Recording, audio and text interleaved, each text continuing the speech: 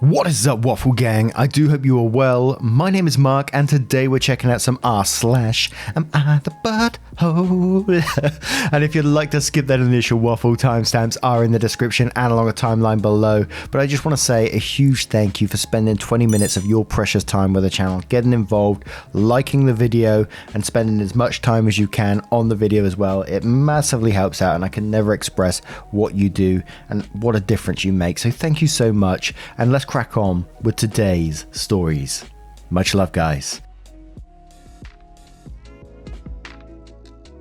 Now, our first story comes from a throwaway account titled, "Am I the arsehole for telling mum no apology, no wedding invitation after seeing the wedding gift she gave my fiance? I, female 25, are getting married to my fiance Kevin next month. My family love Kevin and Kevin loves them. However, my mum is the brutally honest type who constantly dishes out her opinions and thoughts on what people wear, how they look, how well off they are. Mostly negative, tasteless, backhanded comments. She says she can't help it and that no one should be offended when she's just being honest. When she met Kevin, she kept making comments about him, his car, his degree, etc. With time and strict conversations, I was able to get her to show some respect, but she kept annoying Kevin by constantly talking about his hairless face. His face is clean, he doesn't have a beard or mustache, which he can be very insecure about. He comes from Irish origins, so he's white, he has no facial hair, while I'm Hispanic. Mum made jokes with her husband about how unmanly it is to not be able to grow a beard or a mustache. Those comments hurt Kevin so much. I had a very stern conversation with her, and she said, "Oh, I didn't realize those remarks were offending him. I was just teasing him. Or, you know me, I'm just giving my humble, honest opinion, so he shouldn't take it personal and should learn that is how I am." She ended up sincerely apologizing to Kevin, and we left it at that. As the wedding is approaching, Mum decided to give Kevin a wedding gift and also to let him know how sorry she was for her past behavior. She invited the whole family for dinner and decided it was the perfect time to hand Kevin his wedding gift. He thanked her, but she insisted that he open it right there and then and show everyone what she got him, since she knew him that well already. He opened the box and found a set of shaving tools with a shaving cream. Kevin stopped for a second and kept staring at the gift. My stepdad took it and showed everyone. Then Mum and others started laughing while stepdad kept saying, "You get the joke, Kev, you get it." And my brother running around the table laughing with everyone. Kevin got up and walked out. I was so mad, I lost it on Mum, asking why she did that and humiliated Kevin in front of everyone. She told me to relax, she was just messing with him. But I said she knew how he felt about this topic and demanded she apologize, but she said no, since she wasn't responsible for his reaction and thought he was going to laugh along. I angrily said no apology, no wedding invitation, period, then walked out. She freaked out, trying to say we overreacted to a joke, and my brother said I was crazy to exclude Mum from my wedding over something so stupid. He said Kevin should get over it since it was a joke, but I refused to send an invitation and withheld it unless she apologizes. They think I'm unreasonable, choosing this to be my hill to die on, and called me disrespectful for how I treated my mum. I'd like to point out that my brother and stepdad and uncle sometimes take part in teasing Kevin. My brother, who's 31 years old, would sometimes either brag about his goatee mustache in front of Kevin or tell an indirect, silly joke about this topic, which would irritate Kevin and just spoil any family gathering we have. But Mum is the one who started this whole campaign, and I've already had conversations with her about it. Kevin is American, but has Irish origins. Now, as always, we hear that a lot in many of these stories, people saying, "Oh, this is just how I am, they should accept me for being who I am." And we always say it's not an excuse for being a shitty person, right? But I kind of do wonder, although they're claiming it's a joke, it's really obviously affecting Kevin pretty badly, enough to get up in front of your family and walk out, which is a big statement, I think. And would you want your family there? And I know it's your family, so it's incredibly difficult as well, but they're being incredibly toxic towards your fiance, and you're already standing up for him. But would Kevin want them there at this point in time? The fact that they're not willing to apologize at this moment in time, and they think it's a joke, even though they already know Kevin's feelings on this topic. They're willing to totally disregard his feelings for a joke. And I know it's hard on OP, but if I put myself in Kevin's shoes, I don't think I'd want those people around me either, enough to sit there and take the piss out of me in front of the whole family. Even though they already know I'm sensitive on that particular subject, they're still willing to pull this kind of joke. I keep saying it's a joke, and it's annoying me that I'm saying it's a joke, because it's really not. They're willing to go out their way, buy a product, wrap it or whatever they're doing, and then give it to you at the table, and then insist you open it in front of everyone. They knew what shitty behavior that was, and I can't excuse it. Even with an apology, I don't think. So it's definitely not the arsehole from me. But Demi Roche says, not the arsehole, tell your brother, mother, etc. that the whole wedding was rescheduled at another venue. When they complain that they missed your wedding, just say, it's a joke, you should get over it, I was just messing with you. Jazz Like Humor says, not the arsehole, brutally honest is a lie people tell themselves when they're looking for an excuse to be brutal, and being deliberately brutal is always an arsehole. Same thing with it's a joke when people do something deliberately cruel and then claim joke to excuse their cruelty. This is behavior that someone ought to be guided past by kindergarten. If there is a difficult truth to be said, there is a kind and tactful way to say it. If it is a joke, it should bring delight and surprise, not pain. Old Dino Cat says, not the arsehole, but your mother doesn't seem like the only arsehole in your family. You say the whole table laughed and your brother doubled down that it was just a joke, even after you explained why it wasn't. I feel bad for your fiance. To which OP replied to this saying, yes, all of them, my stepdad, my brother, my uncle, family friend, my sisters and others. But my focus was on mum because she's the one who gave the gift and insisted he open it in front of everybody. Mobyhead1 says and quotes, my family love Kevin, and then says, you need to seriously re-examine this assumption. I think they, particularly your mother, are trying to drive him off. Not the arsehole. 2 Cent Psychologist says, not the arsehole, good for you standing up to her for Kevin. I also recommend you put a deadline by which you're expecting the RSVP. That is, don't give them until the minute before the wedding to offer half apology. It should be a proper apology at a family event before the wedding. And if she still holds out, then you can escalate. 1. We can't possibly go to family event X with people that disrespect my husband, or 2. How can I let my future kids be with someone who routinely mocks their father? Best of luck and congratulations. And one more from Soul and Fire who says, not the arsehole, I'm so sick of people using being brutally honest as an excuse for being cruel and thoughtless. It's pure laziness and unwillingness to improve as a person. Also, why is no one calling mum out on this being her hill to die on? Now, what do you guys make of this? What would you do if you found yourself in this situation? Picture this, you're sat at the family table and your family starts mocking your partner. How would you feel about it and how would you react? Let me know your thoughts in the comments below and we'll move on to the next story. And our next story comes from Frozen Toast 96. Am I the arsehole for calling security on student parties even though I know they'll be charged for the disturbance? I live in student housing and as can be expected, loud parties are quite common. There is a number to a security company you can call if there are disturbances after 10 PM, and I am a frequent caller of this number, as I refuse to tolerate loud music and screaming when I'm trying to relax or sleep. Now here's the thing about calling the security company. They send a security guard to stop the disturbance, and then the people causing the disturbance are charged for their time. Recently, debate sparked on the community Facebook group when another student made a post with a picture of the bill they received after a disturbance call. They were billed roughly $170. The post read something like, please remember that you live in a student area and go talk to the people causing the disturbance before you call security, as they probably don't have the funds to spare for a disturbance call, and will keep it down if you ask. I mentioned that perhaps they shouldn't have a loud party after 10 PM if they didn't want to pay the price, and that it's not my responsibility to get up in the middle of the night to ask them to keep it down when they shouldn't even be making noise in the first place. I was immediately called an arsehole who shows no consideration for other people's situations. So, am I the arsehole for calling security on student parties even though I know they'll be charged for the disturbance? Note, I don't live in the US, even though students here tend to live on a tight budget, but they're not automatically dirt poor and in debt up to their ears. ETA, I tried talking to people partying twice when I first moved in, but literally nothing happened, so I gave up and started calling security instead. ETA is not the same people partying every time, and there can be people in my building or in the surrounding buildings. I live in an area with 2,000 student rooms and apartments, so there are plenty of people wanting to party. Depending on the time of year, the parties can happen as often as once or twice a week. The rule in the housing area is no noise after 10 PM, but I usually don't call until I try to go to sleep and can't because of the noise.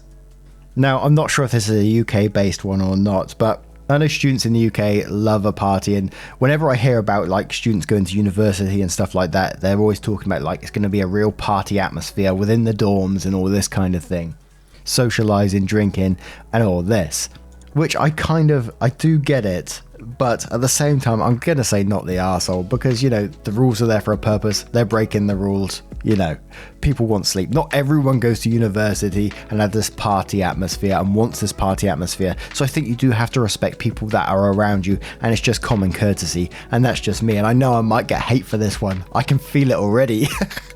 But to me, I'm just basing this one on simple common courtesy. I actually have a family member who is like security/maintenance for one of these dorms in Oxfordshire.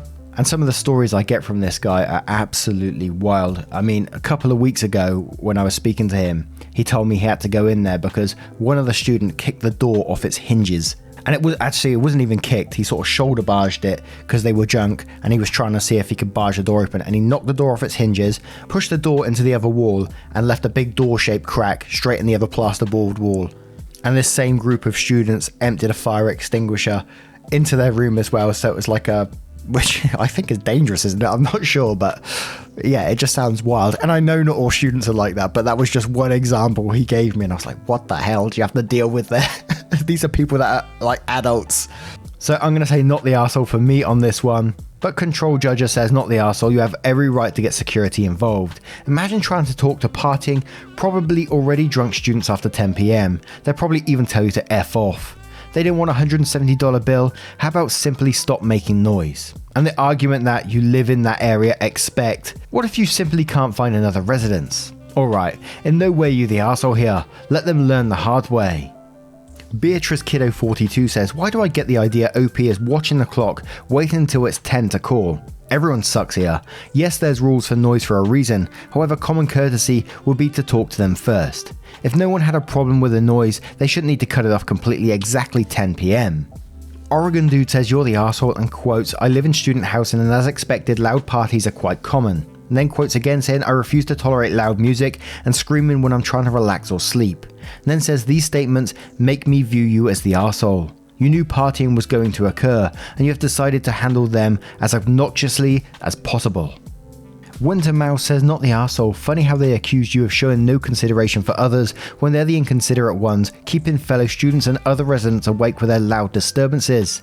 If they don't want or can't afford to pay the fine, they should keep it down. Psychic Man says you're the arsehole, you live in student housing. Many college kids are out partying and socializing. This is why they choose to live in these types of housing. So they won't be disturbing neighbors trying to sleep. Also, calling authorities should be a last effort. Speaking with your neighbors and being cordial should always be your first go-to. This is the equivalent of living in a dog-friendly housing with allergies and getting mad that there are so many dogs around. Quack to the Future says, info, are these parties on a school night or weekend? Are they at 10 PM or 2 AM? Honestly, one party a week on Saturday night that goes past 10 PM seems like cost of living in student housing. You're not going to make a lot of friends if you keep calling the authorities on them. Jackley says you're the arsehole. You wouldn't rent a flat over a pub and then complain about drunk people in front of your house. Same thing applies to student housing.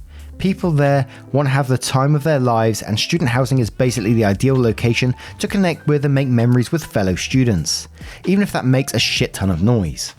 You even expected this from the place when you moved in, yet now you want the others to bend the knee to your lack of ability to get earplugs or knock on doors at midnight.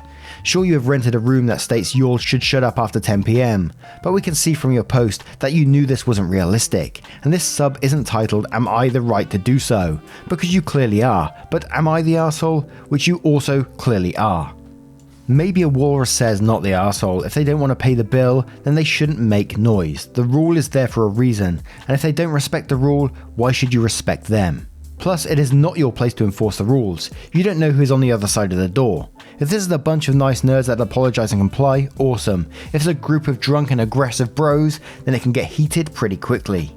This is why there are security people. Use them. And one more from Here Comes the Sun, who says everyone sucks here. They shouldn't be inconsiderate, but you shouldn't be either. Just go knock and ask them to quiet down before calling security on them. Also, you live in student housing. What did you expect? Can you use headphones sometimes if it isn't that bad? Now, what do you guys make of this one? As expected, it's verging on you're the arsehole, but I just don't think it is. Let me know your thoughts in the comments below, and we'll move on to the next story. And our next story is from I Need to Calm Down, titled, Am I the arsehole for telling my cousin's fiance that he scammed in order to buy her a diamond ring, which resulted in the end of their relationship? 4 days ago, I received a call from my cousin, Charles. He's asking if he could borrow some amount because his girlfriend's dog got into an accident and is in dire need of immediate surgery. I'm a dog lover and Charles sounds panicking, so I got convinced easily. I lent him 10,000 pesos, around $200, and that amount is no joke because I have to work 5 days in order to earn that. Then yesterday, I met Charles' fiance at the mall while I'm buying a new phone. My first thought was to ask her how their dog is, but then I noticed she's carrying her dog with her. The dog looks healthy, which left me confused, so I asked her about the accident, and even she was confused as well. But she changed the topic right away by flexing her diamond ring. Apparently, Charles proposed to her 4 days ago. She said it was too sudden, and that the day before that they had a really huge argument because Charles seems to be evading the talk about their marriage. And it made sense to me. There is no dog accident, rather Charles made up the story because he was desperate to buy her a diamond ring. I got furious because I hate it when people lie to me, so I told the fiance about it. That Charles told me her dog got into an accident and I lent him $200 for the operation, which he probably used to buy her a diamond ring. She got silent before she said her goodbye. Then earlier, Charles barged into our home, furious and looking for me. He's mad because I told his fiance that he scammed me, and now she broke up with him for good. He's blaming me for everything, and especially since it is not confirmed whether or not he used my money to purchase the ring. In my defense, I told him that even if he didn't use my money to buy it, he still lied because the dog didn't get into an accident. Anyway, my mum sided with him. What? Telling me that I should have at least confronted him first, rather than ruining a relationship and Charles's reputation. It's late night here, but I can't sleep because I'm fuming in anger. It's unfair that everyone seems to be blaming me for this breakup. Am I the arsehole? Absolutely not. The cheeky bastard actually barged into your place and got mad at you after he scammed you. It makes no sense. This is consequences for Charles's own actions. I can't believe he did that. And it's like you said, even if he didn't use the money on the ring, it still went towards something. He was still desperate for money. He obviously spent the money on the ring somewhere along the line, and he was desperate for money somewhere else because he bought that ring or because he did buy that ring. So yes, he absolutely scammed you. He lied about the dog being very, very ill. So yes, he's the arsehole, 100%, not you. But Disney Addict says not the arsehole, your cousin lied, plain and simple. It doesn't matter what he used the money for. He made up an emergency to try and scam money from you versus just asking to borrow money. She didn't break up with him because of you. She broke up with him because he's a liar and a manipulator. I guarantee it's been a pattern in their relationship. No Jellyfish says not the arsehole. Charles lied to you and to his fiance. The only person he should be blaming is himself. Tony Sue says not the arsehole. You work hard for your money. There is nothing worse than a moocher lying to take that money. That's why if someone in that situation were to tell me their dog needed surgery, I'd offer to go to the hospital with them to pay for it there. That way I know where the money is going. I never give money to anyone, though I'm very generous and have helped others buy things and pay for things, but I do it directly. Rest assured you are not the arsehole at all, and you didn't ruin his relationship. He did. Also, you probably did the girl a favor. Now she won't be marrying to a lying, scheming arsehole. Good on you. Shadow Fox says not the arsehole. You told her that you gave him $200 for her dog's operation. That alone is a huge lie that he brought her into. I'm sure she'd have connected the two situations as well. He obviously gave a very poor reason when she confronted him. And one more from Hey Demons, it's me, yeah, saying not the arsehole. For $200, I kinda doubt it's even a real diamond either. If he didn't want his ex-girlfriend to find out he's a scammer, maybe he should consider not scamming people. Especially with a scam that collapsed in all of 2 seconds when you saw the perfectly healthy dog. Now, what do you guys make of this story? What would you do if you found yourself in that situation? Would you tell the girlfriend about what happened when you saw the dog and it seemed perfectly healthy? Let me know your thoughts in the comments below and your verdicts on all of today's stories if you choose to share them. A huge thank you from the bottom of my heart for spending some time with me today. If you'd like to support the channel further, never any pressure to do so. You can click that join button down below for YouTube or click the link tree in the description and join up there. In Patreon, of course. Thank you so much for your love, time and support, and I will see you cheeky so-and-so, in the next one. Take care, guys. Much love. Badum.